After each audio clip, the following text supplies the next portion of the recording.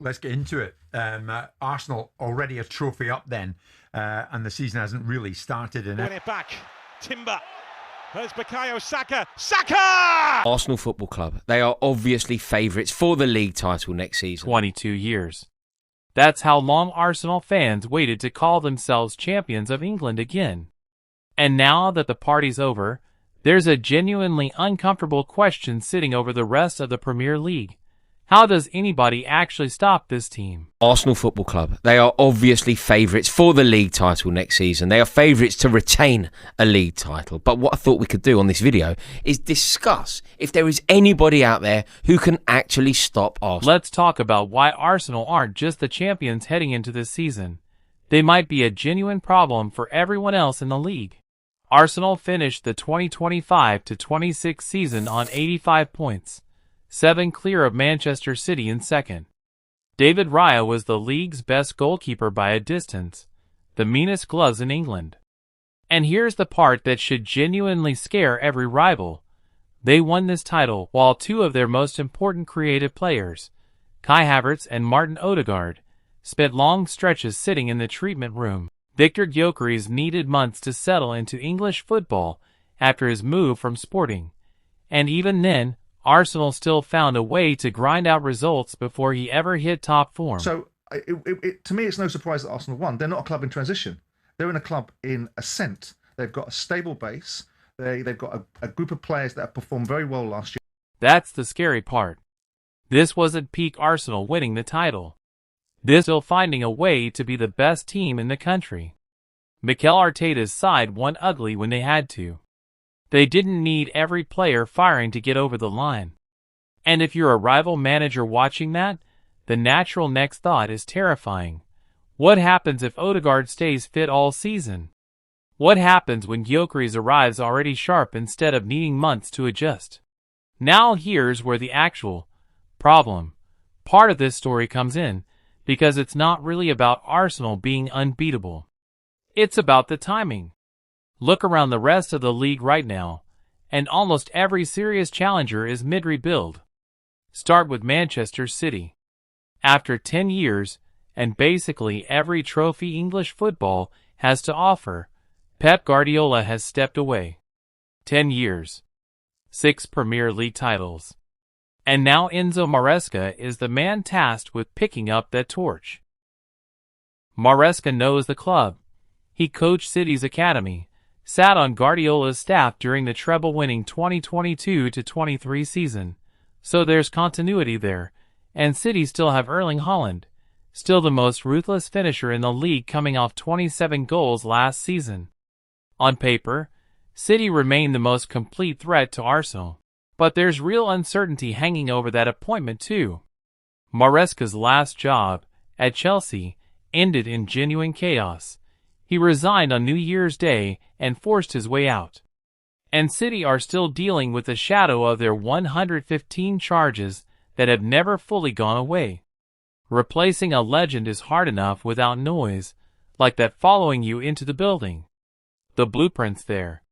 Whether Maresca can actually run it under this level of pressure is one of the league's biggest open questions. Then there's Liverpool, and honestly, this is one of the wildest collapses English football's seen from a defending champion in years. They won the title in 2025. 1 year later, they finished 5th, outside the automatic Champions League spots, scraping qualification on the final stretch, and fired Arne Slot despite spending north of £446 million that summer. Mohamed Salah and Andy Robertson left when their contracts ran out. Ibrahima Kone walked straight to Real Madrid. Now Andoni Iraola's arrived from Bournemouth to try to rebuild it all with a heavier, more aggressive style that's closer to the old Klopp years than anything Slot ever built. And he's already publicly demanding defensive reinforcements after a rough preseason. That's not a team ready to challenge for a title. That's a team trying to just find its identity again. Chelsea have handed their project over to Xabi Alonso after their own managerial soap opera. And while Alonso's got real pedigree, a first season anywhere is rarely a title-winning season. He's learning a new league and a new dressing room in the exact same breath. And then you've got Manchester United, who are actually the most encouraging story of the bunch. Michael Carrick took over a team that was in genuine free-fall mid-season and turned it around fast. 11 wins from his first 16 games, dragging them all the way back into the Champions League and a third-place finish. That's real momentum heading into this season. But even United, for all that progress, don't yet have the squad depth to grind out a full 38-game title race. They're ahead of schedule, not there yet. So look at the picture as a whole. City are navigating a legendary manager's exit. Liverpool are picking up the pieces of one of the sharpest collapses in years. Chelsea and United have promising but unproven setups. Arsenal, meanwhile, Arteta is now the longest-serving manager in the entire Premier League. Same core spine. Same identity. A group that's just been through the fire together and come out the other side as champions.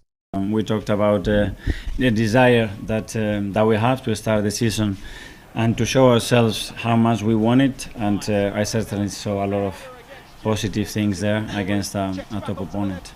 And it's not just about squad continuity. The calendar itself is working against Arsenal's rivals too. The World Cup wrapped up in North America barely a month before this Premier League season kicks off. Arsenal sent 16 players to that tournament.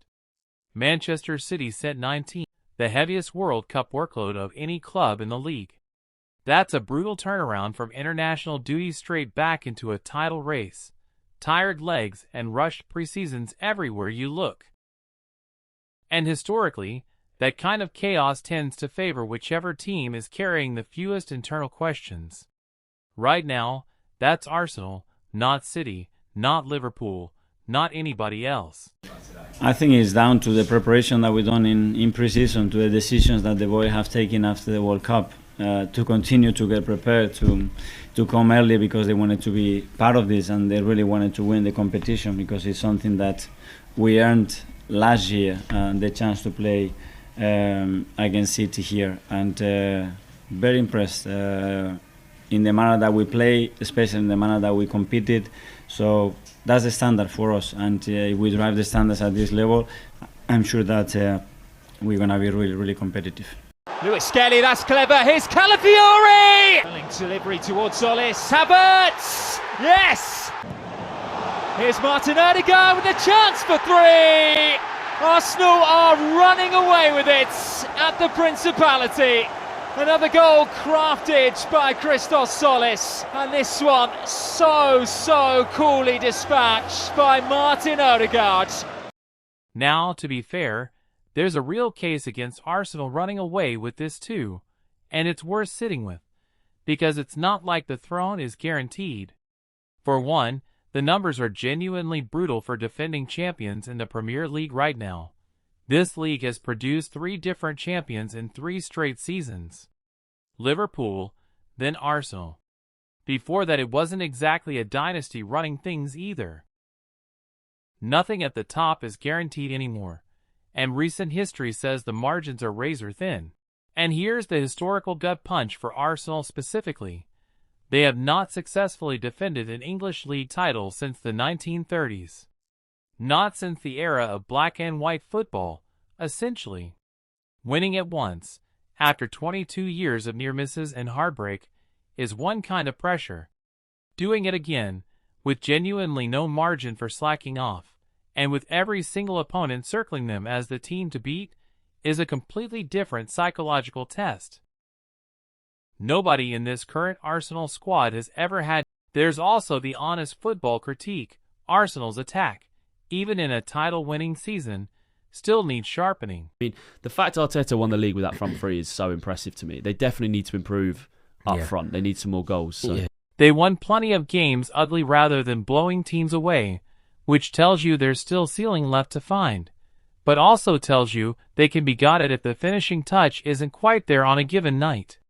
But even accounting for all of that, here's why Arsenal problem is still the right way to frame this season for the rest of the league. It's not that Arsenal are unbeatable, it's that beating them requires everyone else to solve their own internal chaos first, and do it fast, while also somehow finding a way past a team that's already proven it can win ugly, win shorthanded, and win with a genuinely settled dressing room behind it. Think about what that actually means practically. City need Maresca to instantly replicate a decade of Guardiola-level football while shaking off 115 charges noise and a chaotic managerial exit from his last job. Liverpool need Irola to build defensive solidity from scratch in a matter of weeks after a full-blown squad exodus. Chelsea need Alonso to learn the league on the fly. United need to somehow add real squad depth on top of the momentum Carrick's already built. Every single one of those is a genuinely hard problem to solve in one summer. Arsenal don't have that problem. Arsenal just have to be Arsenal again. So here's where it leaves us heading into this season. Arsenal go in as favorites, 6-4 to retain the title, the shortest odds of anyone in the league, and honestly, looking at the state of every one of their rivals right now, that price makes complete sense. The bookmakers are backing Arsenal because nobody else has talent. City still have Haaland. Liverpool still have history and money behind them. Chelsea and United both have real trajectories pointing up. The bookmakers are backing Arsenal because right now, they're the only team in the Premier League's top bracket that isn't also fighting a war against its own uncertainty. That's the Arsenal problem in a nutshell. It's not really about whether Arsenal are good enough. We already know they are. It's about whether anyone else in the league can get their own house in order fast enough to even give them a real fight. And if this preseason chaos is anything to go by, that might be the hardest ask English football's top clubs have faced in years. So what do you think? Is this the year Arsenal finally break their 90-year curse and defend the title? Or does the weight of history and a settling league eventually catch up with them? Let me know your predictions down in the comments. Smash that like button if you enjoyed the breakdown, subscribe if you're new here, and I'll see you in the next one.